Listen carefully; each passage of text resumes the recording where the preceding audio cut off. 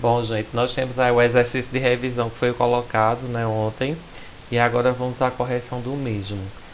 Este exercício está baseado no primeiro grupo de resolução da questão do material impresso, certo?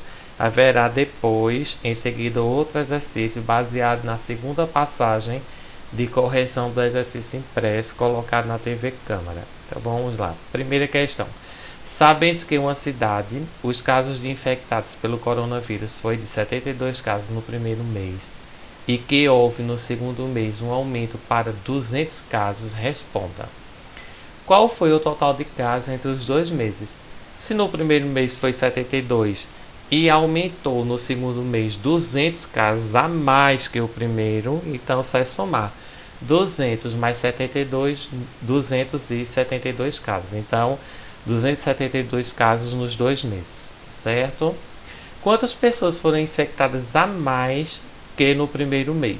200, porque no primeiro mês foram infectadas 72 pessoas, certo? E no segundo mês teve 200 casos a mais que o primeiro mês, tá? Porque o aluno poderia se confundir assim, ele de 200 ele tirar 72, mas não, a pergunta não quer dizer isso. A pergunta não foi assim, no segundo mês, dos 72, quantos casos aumentaram para o segundo mês? Não foi isso. Quantas pessoas, além dessas 72, se infectaram no segundo mês? Né? Então, tem essa interpretação aí. Se as pessoas tivessem seguido as restrições do primeiro para o segundo mês, a diferença teria sido de 1/4 de infectados do quantitativo do segundo mês. Não teria sido 200, né? Teria sido menos, é isso que quer dizer. Que quantitativo seria esse? Então, se as pessoas tivessem se prevenido, 1/4 dessas pessoas que se infectaram, dentre as 200, teria sido salva, né? Estaria conservada, sem o coronavírus. Então, eu tirar 1/4 de 200, eu dividir 200 por 4, na realidade, que daria 50 infectados a menos. Então, se no segundo mês houve 200 infectados, se eu tiro 50, teria sido só 150 pessoas infectadas, né? Se tivesse assim havido essa prevenção, né? Então não teria chegado aos 200 no caso, né? Teria sido 50 a menos, tá? Então, resolvida a primeira questão. A segunda questão, nós temos um gráfico aqui, né, nessa linha aqui, ó, horizontal, essa que está deitadinha aqui, a quantidade de semanas, na 0 semana, na 10ª, na 11ª, na 12ª e assim por diante. Isso aqui representa as semanas. E isso aqui vai representando os gráficos que mostram os picos e os declínios, não é? Das infecções das pessoas que estão sendo infectadas aí pelo coronavírus, numa sequência de semanas, né? De semanas, não de meses, de semanas, tá? Aí a primeira pergunta diz assim: segundo o gráfico acima, em que semana houver os picos da doença? Então, os picos, quer dizer, aqui foi as 0 semanas, 4 pessoas, mas aqui aumentou ali. Então, a 10ª teve um pico, a 11ª teve um pico, a 12ª teve um pico, aí aqui foi caindo, ó. Aí aqui, a 16ª foi aumentando, a 17ª aumentando, a 18ª e a 19ª. Então quer dizer que as semanas que tiveram picos da doença foi a 11ª, a 12ª, a 16ª, a 17ª, a 18ª e a 19ª, tá? Em contrapartida, quais aquelas que houve um declínio, né? Quer dizer que houve uma diminuição na 13ª, né? Porque aqui, ó, essa sequência foi só aumentando. Aí chegou aqui, aí caiu, ó.